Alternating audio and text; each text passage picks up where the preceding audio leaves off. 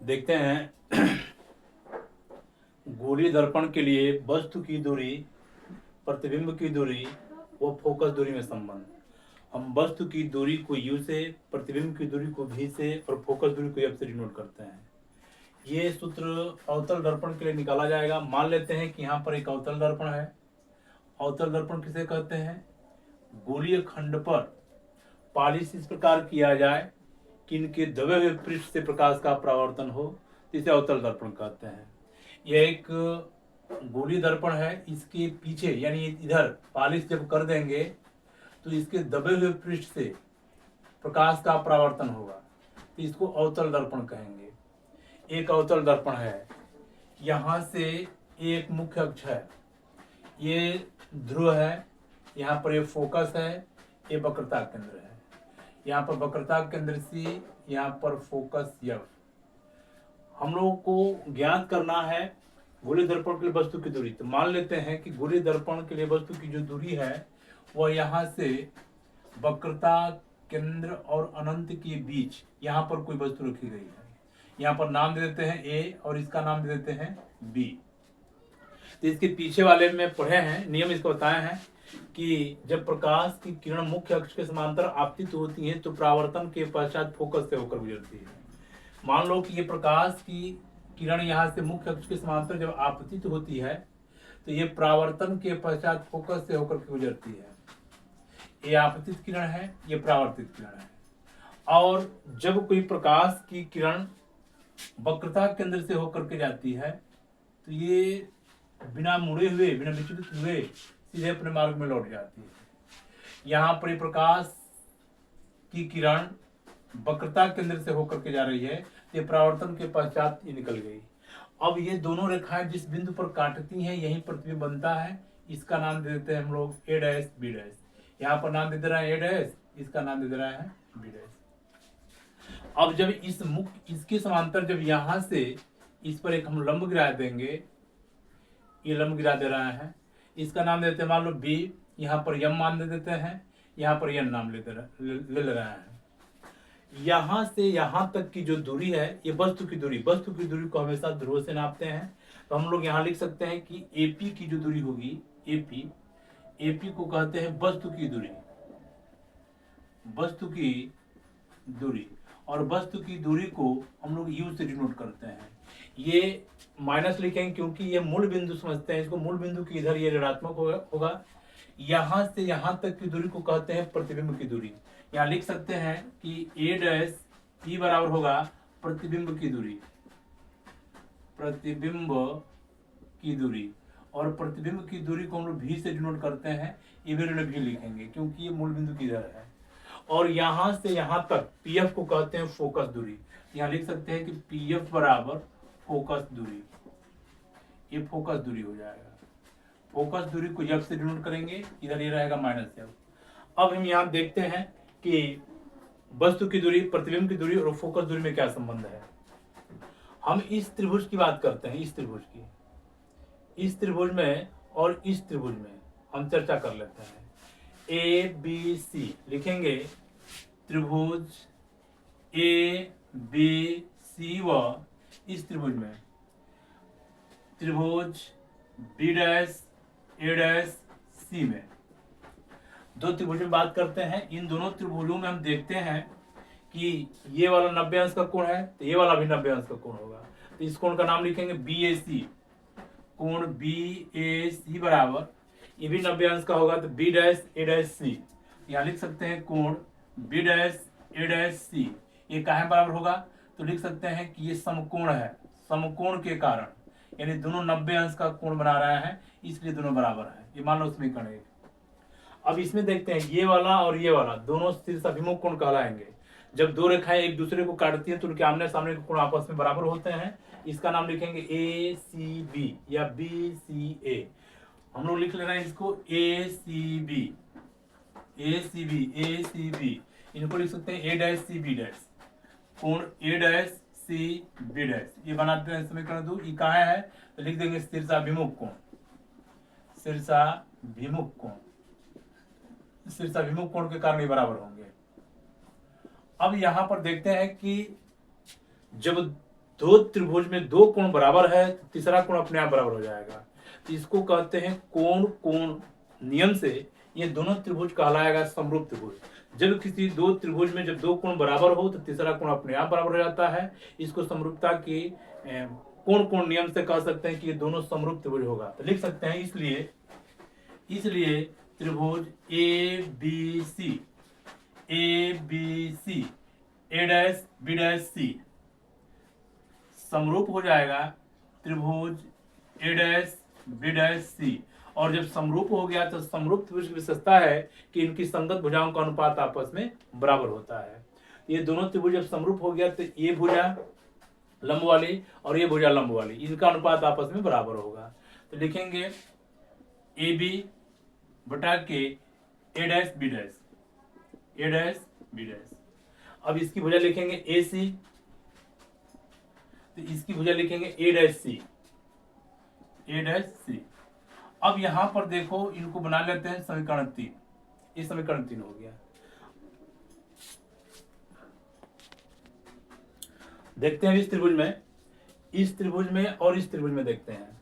लिखेंगे ए dash F B dash, लिखा जाएगा त्रिभुज A dash F B dash व इस त्रिभुज में यम एन एफ, त्रिभुज यम एन एफ में इन दोनों त्रिभुजों में अब देखते हैं ये कोण 90 अंश का होगा क्योंकि इस पर लंब है, ये इस पर लंब है तो भी 90 अंश का होगा। तो इसको लिखेंगे B dash A dash F, कोण B dash A dash F ये बराबर हो जाएगा इस वाले कोण के बराबर क्योंकि भी 90 अंश का होगा यम एन एफ के। तो लिखेंगे कोण यम एन एफ ये कहाँ बराबर होगा तो समकोण के कारण, समकोण के कारण। यहां पर हम समीकरण बढ़ाते जा रहे हैं, मान लेते हैं कि समीकरण 4 हो गया। अब इसमें देखते हैं कि ये कोण और ये कोण शीर्षाभिमुख कोण के कारण बराबर होंगे, आमने सामने के कोण। तो ए डैश एफ बी डैश लिखेंगे ए डैश एफ बी डैश बराबर होगा इसके यम एफ एन, कोण यम एफ एन ये बना देते हैं समीकरण 5। ये कहाँ बराबर होगा तो शीर्षाभिमुख कोण के कारण, शीर्षाभिमुख कोण, ये शीर्षाभिमुख कोण है। अब यहां पर देखते हैं कि जब ये वाला और ये वाला में देखो कि जब दो कोण बराबर है, यानी इस त्रिभुज और इस त्रिभुज में जब दो कोण बराबर हैं तो तीसरा कोण अपने आप बराबर होगा। तो यहाँ लिख सकते हैं कोण कोण समरूपता नियम से ये दोनों समरूप त्रिभुज हो जाएंगे। तो यहाँ पर हम लोग लिख सकते हैं कि इसलिए त्रिभुज यहाँ पर लिख सकते हैं ए डैश एफ बी डैश ये समरूप हो जाएगा इस त्रिभुज के यम एफ एन के, त्रिभुज यम एफ एन के, एम एफ एन के बराबर समरूप हो जाएगा। और हम लोग जानते हैं कि जब दो त्रिभुज समरूप होते हैं तो उनकी संगत भुजाओं का अनुपात आपस में बराबर होता है। यानी समरूप त्रिभुज की विशेषता है कि इनके कोण और इनकी संगत भुजाएं एक दूसरे के समानुपाती होती हैं। यहाँ पर बात करेंगे इनकी संगत भुजा में, देखो ये वाला लंब है ए डैश बी डैश, लिखेंगे ए डैश बी डैश, इसका लंब हो जाएगा यम एन। यहाँ पर हम बात कर लेते हैं कि ये वाली जो भुजा है बड़ी वाली, तो पहले इसको लिख लेते हैं बड़े वाले को क्योंकि इसमें बड़ा वाला दिखाया गया पहले। ये बड़ा हो जाएगा यम एन और ये हो जाएगा ए डैश बी डैश बराबर। अब ये लिखेंगे एफ एन और ये हो जाएगा ए डैश एफ। एक चीज का और ध्यान देते हैं यहाँ पर कि ये जितना यम एन होगा उतना ही ए बी होगा क्योंकि ये एक दूसरे के समांतर हैं, ये आपस में बराबर होंगे। यहाँ पर एम एन की जगह पर लिख सकते हैं कि ए बी और यह ए डैश बी डैश बराबर एफ एन बटा के ए डैश एफ। यहाँ पर समीकरण इसको बना सकते हैं 6वां, यहाँ कोष्टक में लिख के दिखा देंगे कि ए बी बराबर एम एन, ए बी और एम एन बराबर है, ए बी और एम एन एक दूसरे के समांतर हैं, बराबर होंगे। अब यहां से देखते हैं कि समीकरण 5 है, तो ये समीकरण 3 और ये समीकरण 6, ये भी ए बी बटा A dash B dash A B बटा ए डैश बी डैश, ये दोनों आपस में बराबर होंगे तो लिखेंगे कि समीकरण 3 व 6 की तुलना करने पर तुलना कर लो। जब तुलना कर लेंगे तो इनका जब ये अनुपात बराबर है तो ये वाला भी अनुपात आपस में बराबर होगा। तो यहां से हम लोग लिखेंगे ए सी बटा ए डैश सी, यहां लिखेंगे एफ एन बटा ए डैश एफ। अब यहां से एक चीज और देख लेंगे, ये जैसे एफ एन है, अगर इस दर्पण का द्वारक बहुत छोटा होता तो ये जो बिंदु यम है, ये बिंदु यम है इसके निकट होता है, यानी ये जो बिंदु यन है ये पी के निकट होता है। तो लिख सकते हैं कि यदि दर्पण का द्वारक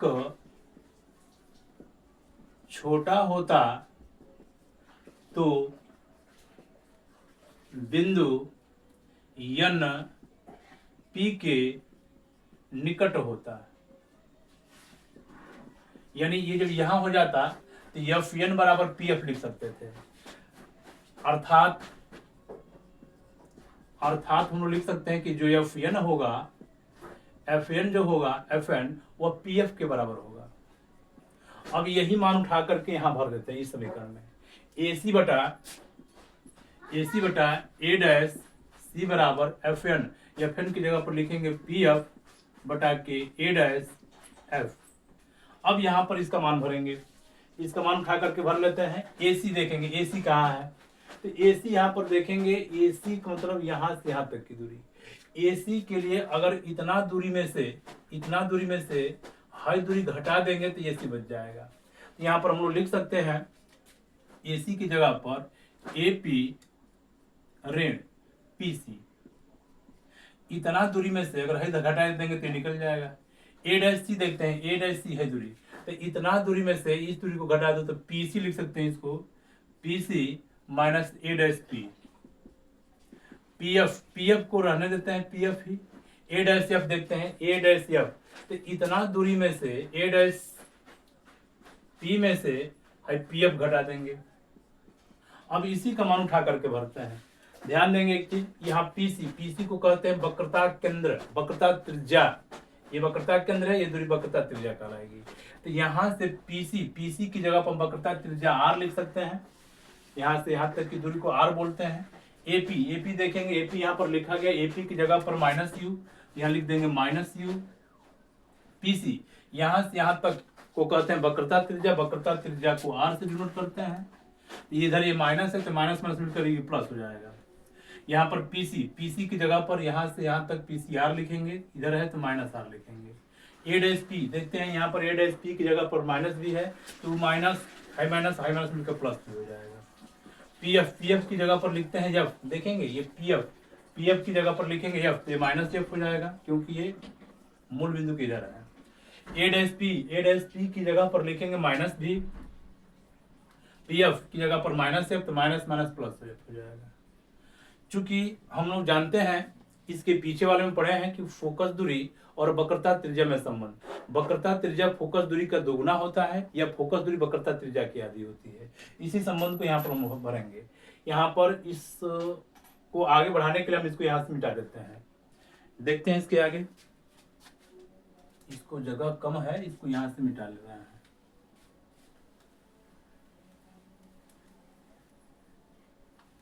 चलिए देखते हैं इसके आगे, यहां से इसका इसमें गुणा, इसका इसमें गुणा, त्रिया गुणा कर देते हैं। जब त्रिया गुणा करेंगे तो आ जाएगा माइनस यू प्लस आर गुणते माइनस भी प्लस एफ बराबर, इसका इसमें गुणा करेंगे माइनस एफ गुणते माइनस आर प्लस भी। गुणा करेंगे माइनस भी का इसमें गुणा कर लेंगे, भी यू हो जाएगा प्लस हो जाएगा, इसका इसमें गुणा कर लेंगे वी आर हो जाएगा, एफ का इसमें गुणा कर लेंगे माइनस एफ यू हो जाएगा, इसका इसमें गुणा कर लेंगे आर एफ हो जाएगा, इसका इसमें गुणा कर लेंगे तो ये हो जाएगा आर एफ, माइनस माइनस गुणा करेंगे प्लस, और माइनस का प्लस में गुणा कर लेंगे माइनस वी एफ, ये वी एफ हो जाएगा। अब देखते हैं कि ये आर एफ बराबर ये वाला और ये वाला कट जाएगा, इसको इधर लेके आएंगे माइनस होकर कट जाएगा। यहाँ बचेगा V U minus V R minus F U, इनको इधर लेके आते हैं वी एफ बराबर इधर का बचेगा 0। यह एक काम करते हैं इसमें कि एफ वाला मान भर लेते हैं, V U minus V R, R की जगह पर हम लोग चूंकि जानते हैं कि आर बराबर वक्रता त्रिज्या फोकस दूरी का दुगुना, तो आर की जगह पर 2f लिख ले रहे हैं। 2f जब यहाँ करेंगे, चलो 2f यहाँ करेंगे तो ये 2vf हो जाएगा, 2vf कर दे रहा है, f की जगह पर fu, ये vf हो जाएगा बराबर 0। चूंकि करके दिखा देंगे कि जो r होता है फोकस दूरी का दुगुना होता है। अब यहां से मान भरेंगे, ये vu 2vf में से vf घटेगा तो माइनस vf, ये माइनस fu बराबर 0। इसको उठा के लेके चले जाओ तो vu बराबर ये हो जाएगा vf, इधर जाएगा तो fu बराबर किधर आ गया, दोनों प्लस हो गया। अब हम सभी पदों में vuf से भाग करेंगे, लिखेंगे दोनों पक्षों में vuf से भाग करने पर, जब भाग करेंगे तो यहां से बनेगा vu बटा के vuf, ये vf यहाँ भी भाग करेंगे vuf, यहाँ fu, यहाँ पर vuf, vu से vu कट जाएगा एक बार में। अब यहाँ से v से v कट जाएगा, f से f कट जाएगा। अब यहाँ से f से f कट जाएगा, u से u कट जाएगा। यहाँ 1 बटा के f बराबर 1 बटा के u, यहाँ 1 बटा के v। यही संबंध होता है फोकस दूरी, वस्तु की दूरी और प्रतिबिंब की दूरी में संबंध। 1 बटा के f बराबर 1 बटा के u प्लस 1 बटा के v, जहां पर f फोकस दूरी, u वस्तु की दूरी और f प्रतिबिंब की दूरी होता है। अब इसके आगे हम लोग देखेंगे उत्तल दर्पण के लिए।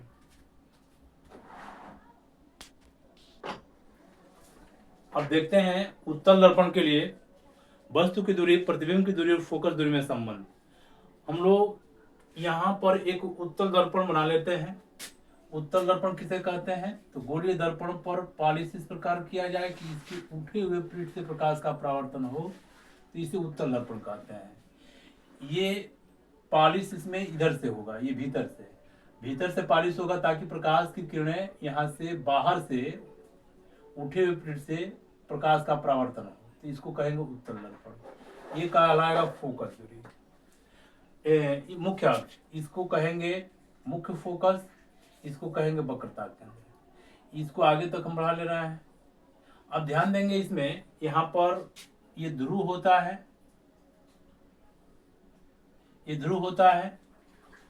इसके सम्मुख यदि कोई वस्तु हम कहीं रखें तो मुख्य अक्ष के समांतर आपतित किरण परावर्तन के पश्चात फोकस से होकर जाती हुई प्रतीत होती है। हम यहाँ पर नाम दे देते हैं, यहाँ पर कोई वस्तु रख रहे हैं, यहाँ पर ये नाम दे दे रहे हैं ए और बी। जब प्रकाश की किरण मुख्य अक्ष के समांतर आपतित होगी, ये फोकस से होकर जाती हुई प्रतीत होती है। इसमें जाती नहीं, ये आभास होता है, कल्पना मात्र है, या इससे होकर के जाएगी, इधर से ये परावर्तित हो जाएगी, तो ये मालूम पड़ेगा कि ये यहाँ से होकर के जा रही है, ये परावर्तित हो जाएगी। और जब प्रकाश की किरण जब वक्रता केंद्र से होकर के जाएगी तो ये सीधे अपने मार्ग में वापस लौट जाएगी। यहाँ से हम दिखा देते हैं इसको, यहाँ से यहाँ तक मान लेते हैं कि यहाँ पर ये वक्रता केंद्र यहाँ है। अब यहाँ से देखेंगे ये जाती प्रतीत होती है, जाती नहीं है। अब यहाँ से ये जहां दोनों किरणें काट रही हैं, यही प्रतिबिंब बनेगा। यहाँ नाम दे देते हैं ए डैश, ऊपर नाम देते हैं बी डैश।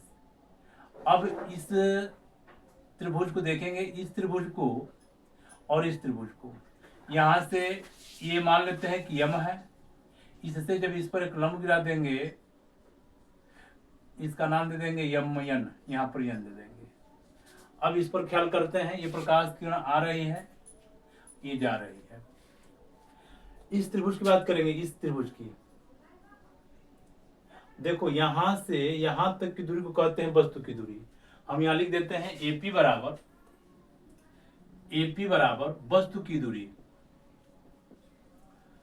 और वस्तु की दूरी को हम लोग यू से डिनोट करते हैं, तो ये माइनस यू हो जाएगा। यहां से यहां तक ए डैश पी को कहते हैं प्रतिबिंब की दूरी। चलिए इसको यहाँ जगह कम है, इसको हम यहाँ लिख देते हैं, यहाँ लिख देते हैं। यहां से यहां तक को लिखेंगे एपी को लिखेंगे एपी बराबर वस्तु की दूरी। वस्तु की दूरी को यू से डिनोट करते हैं, ये माइनस यू होगा। यहां से यहां तक की दूरी को ए डैश पी को कहते हैं प्रतिबिंब की दूरी, प्रतिबिंब की दूरी। और ये प्रतिबिंब की दूरी को भी से डिनोट करेंगे, प्लस भी होगा क्योंकि मूल बिंदु की इधर ही धन है, मूल बिंदु की इधर ये ऋण है। यहाँ पर यहां से यहां तक को कहते हैं पीएफ को कहते हैं फोकस दूरी। फोकस दूरी को हम लोग एफ से डिनोट करते हैं, एफ। यहां से यहां तक पीसी को हम लोग कहते हैं यहां से यहां तक वक्रता त्रिज्या को हम आर से डिनोट करते हैं। अब यहां से बात करते हैं इस त्रिभुज में ए बी सी, लिखेंगे त्रिभुज ए बी सी व, इस त्रिभुज ए बी सी व। अब इस त्रिभुज की बात करते हैं, यहां से देखेंगे इस त्रिभुज की ए डैश बी डैश सी की, त्रिभुज ए डैश बी डैश सी में, इन दोनों में बात करते हैं कि यहां पर ये जो कोण बन रहा है इस त्रिभुज के लिए भी बन रहा है और इस त्रिभुज के लिए भी बन रहा है। तो यहां पर लिखेंगे ए सी बी, लिखेंगे कोण ए सी बी बराबर, इसके लिए लिखेंगे ए डैश सी बी डैश, कोण ए डैश सी बी डैश। ये काहे दोनों बराबर है? तो ये उभयनिष्ठ है, ये दोनों के लिए कहीं कोण है, ये उभयनिष्ठ कहलाएगा, ये उभयनिष्ठ है। अब यहां पर देखते हैं कि ये कोण उभयनिष्ठ हो गया। अब एक चीज का और ध्यान देंगे कि ये 90 अंश का है तो ये भी 90 अंश का है, तो बी ए सी लिखेंगे कोण बी ए सी बराबर, इसको लिखेंगे B dash A dash C, B dash A dash C, इसको लिखेंगे समकोण के कारण। अब यहां पर देखते हैं कि ये दो कोण बराबर हो गया, ये कोण और एक ये कोण। तो किसी भी त्रिभुज के जब दो कोण आपस में बराबर होते हैं तो इनको हम लोग कहते हैं कि जब दो कोण बराबर तो तीसरा कोण अपने आप बराबर होगा, तो इसको लिखेंगे कोण समरूपता नियम से लिखेंगे। इसलिए त्रिभुज ए बी सी और त्रिभुज ए डैश बी डैश सी ये समरूप हो जाएगा, ये समरूप हो जाएगा और ये समरूप का चिन्ह है। और समरूप त्रिभुज की विशेषता होती है कि इनकी संगत भुजाओं का अनुपात आपस में बराबर होता है। तो इनकी संगत भुजा लिखेंगे ए बी, और ये संगत भुजा ए बी, और यहाँ पर इसकी संगत भुजा लिखेंगे ए dash B dash, A dash B dash. इसकी भुजा लिखेंगे ए सी, इसका लिखेंगे ए डैश सी। इस समीकरण बना लेते हैं एक।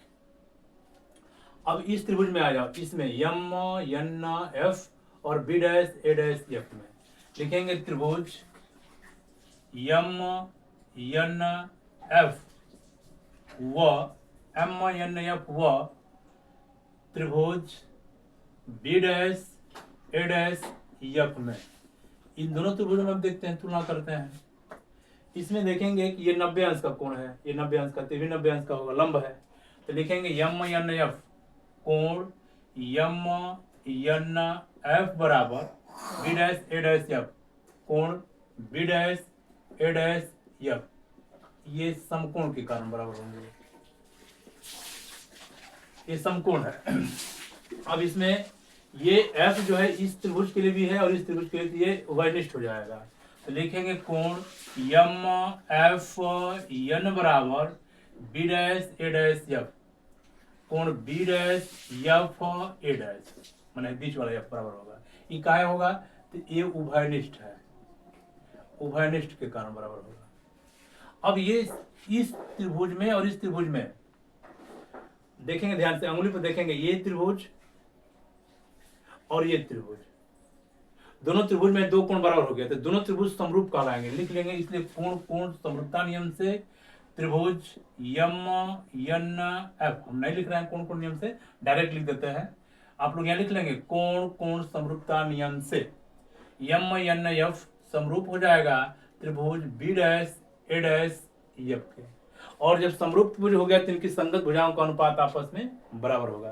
तो यहाँ पर ये बड़ी वाली भुजा लंब वाली यम एन है, और इसमें जो लंब है इसमें बी डैश ए डैश है, ए डैश बी डैश है।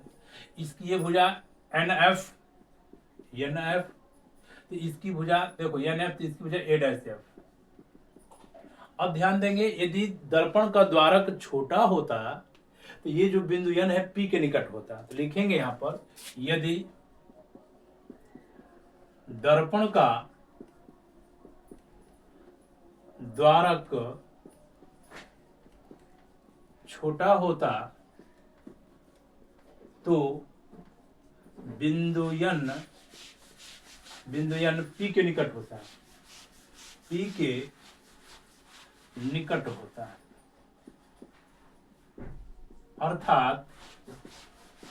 अर्थात ये जो बिंदु एन है पी के निकट होगा, तो लिख सकते थे इसको कि ये जो पी एफ है ये एन एफ के बराबर हो जाता है। ये जो एन एफ होगा, एन एफ वह पी एफ के बराबर हो जाएगा।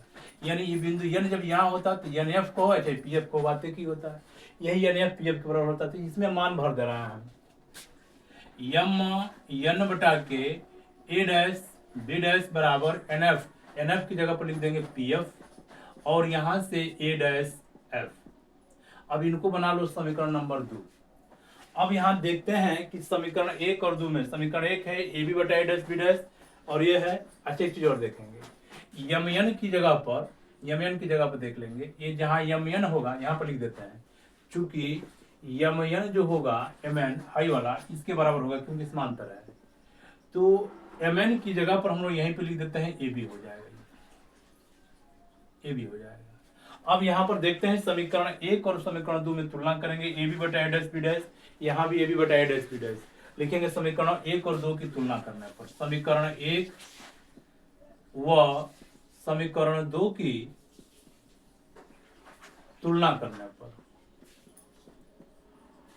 तुलना कर लेंगे। तो जब हाई वाला इस साइड वाला बाएं पक्ष बराबर, दाएं पक्ष भी आपस में बराबर होगा, यहाँ लिखेंगे ए सी बटा ए डैश सी बराबर इधर हो जाएगा पी एफ बटा ए डैश एफ। अब चलो उठा करके मान भरते हैं, ए सी देखते हैं कहाँ है, ए सी की जगह पर देखो यहां से लेकर के, चलो एक लाइन लिख लेते हैं, ए सी को रहने देते हैं, ए डैश सी देखते हैं कहाँ है, ए डैश सी ये दूरी, अगर इतना दूरी में से हर दूरी घटा लेते तो ए डैश सी निकल जाता। तो लिख सकते हैं ए डैश सी की जगह पर, यहाँ ए सी की जगह भर लो, ए सी की जगह पर यहाँ से यहाँ तक दूरी है तो ए पी धन पी सी लिख सकते हैं। ए सी की जगह पर लिख देंगे ए पी हाई दूरी और प्लस हाई दूरी जोड़ देंगे तो यहाँ दूरी हो जाएगी, पी सी लिख सकते हैं। ए डैश सी देखते हैं, ए डैश सी हाई दूरी, तो इतना दूरी में से हाई दूरी निकाल देंगे तो हाई दूरी बच जाएगा, तो इसको लिख सकते हैं पी सी माइनस ए डैश पी बराबर पी एफ को रहने देते हैं, ए डैश एफ, तो ए डैश एफ ये दूरी, तो इतना दूरी में से पी एफ में से हाई दूरी घटा देते हैं, यहाँ लिखेंगे पी एफ माइनस ए डैश पी। अब उठा करके मान भरो इसमें, एपी की जगह पर लिख सकते हैं माइनस यू प्लस पीसी की जगह पर लिख सकते हैं आर, पीसी की जगह भी आर, ए डैश पी की जगह पर लिख सकते हैं भी, पीएफ की जगह पर एफ, पीएफ की जगह पर एफ, ए डैश पी की जगह पर भी।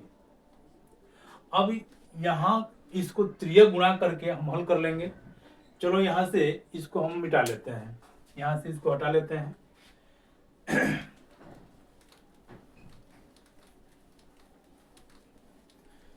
ये हो जाएगा, त्रिय गुणा करेंगे तो इसका इसमें गुणा, इसका इसमें गुणा, चलो इसका इसमें गुणा करते हैं, माइनस यू प्लस आर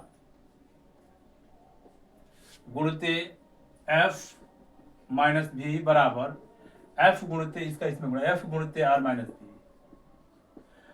हम आर बराबर चूंकि जानते हैं कि आर बराबर जो होता है वक्रता त्रिज्या होते हैं फोकस दूरी का 2 गुना होता है, तो यहां से आर की जगह पर 2f भी लिख सकते हैं, क्योंकि आर बराबर टू एफ सूत्र होता है, एफ माइनस भी, एफ गुणित आर की जगह पर टू एफ माइनस भी, चूंकि यहाँ करके दिखा दे रहा, चूंकि आर बराबर टू एफ मैंने वक्रता त्रिज्या फोकस दूरी का गुणा होता है।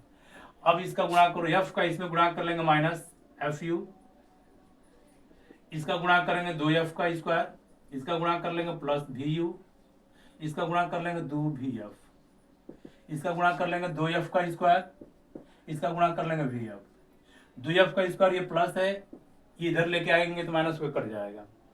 अब यहां से भी यू इधर है माइनस भी एफ, इधर जाएगा तो प्लस 2vf, हाई वाला जाएगा तो प्लस एफ यू, ये हो जाएगा भी यू बराबर वी एफ में से 2vf में से vf घटा देंगे तो ये हो जाएगा vf, ये हो जाएगा एफ यू। अब यहां से दोनों पक्षों में भी यू एफ से भाग कर देंगे तो लिखेंगे दोनों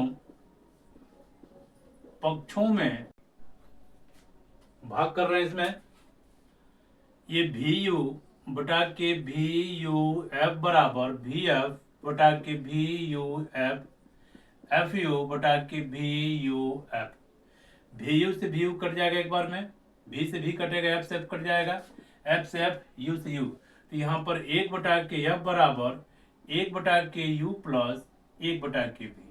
तो यहाँ पर हम कह सकते हैं कि प्रतिबिंब की दूरी, वस्तु की दूरी और फोकस दूरी में संबंध 1 बटा के एफ बराबर 1 बटा यू प्लस 1 बटा के भी।